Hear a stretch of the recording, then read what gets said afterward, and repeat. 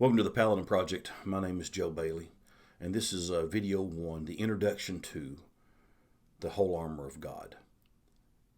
I'm going to be putting together some short videos going through this, but I wanted to do an intro video first to talk about the concept and why we need armor. So let's look at Paul in Ephesians 6, introduces the concept of armor to the readers there in that passage. And let's take a look and see how he introduces this idea. He says this in Ephesians 6, starting in verse 10. A final word. Be strong in the Lord and in his mighty power. Put on all of God's armor so that you will be able to stand firm against all of the strategies of the devil. For we are not fighting against flesh and blood enemies. So important to know, guys. But against evil rulers and authorities of the unseen world, against mighty powers in this dark world, and against evil spirits in heavenly places. Therefore, for this reason, put on every piece of God's armor so that you will be able to resist the enemy in the time of evil. Then after the battle, you will still be standing firm. Stand your ground. Put on the belt of truth and the body armor of God's righteousness.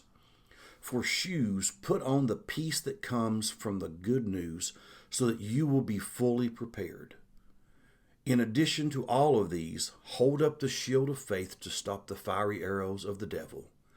Put on salvation as your helmet and take the sword of the Spirit, which is the word of God. Now, this is how Paul showed his readers what the armor of God looked like. And it looked a lot like the armor of a Roman centurion at that time. Or quite honestly, any of the soldiers of that era. But Paul did not come up with this idea. This was not an original idea for Paul. All right? Because Paul was a Hebrew of the Hebrews. Paul was an extremely studied man in the Hebrew Scriptures because he was a Pharisee of the Pharisees. He had studied under one of the great teachers of Jewish culture and of the Torah. And this idea that Paul is bringing to us, he's getting this from Isaiah 59. And a lot of people don't know, in Isaiah 59, this very description, really close, is of the armor that the Lord puts on himself. Let's read it and see what it says. Isaiah 59, starting with verse 16.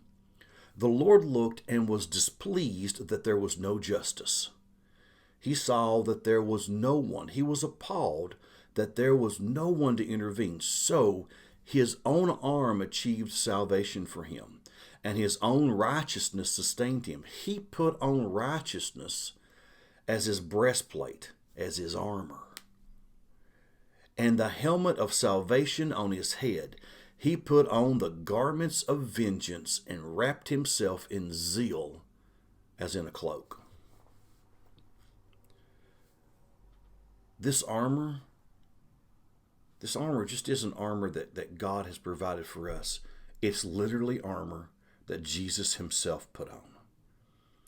And there's a lot of power in this. And in the next few videos, we're going to get into each individual aspect of this armor.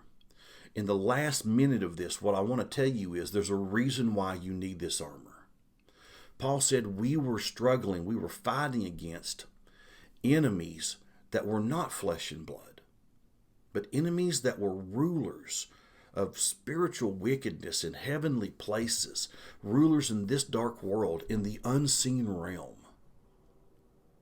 We need to understand as men that while sometimes our struggle may feel like it's with other humans, that is not the case.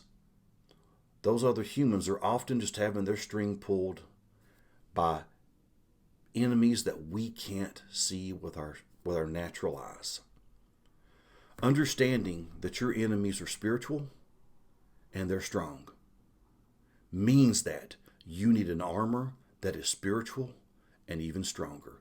And you need to be able to wield the spiritual weapons of this warfare.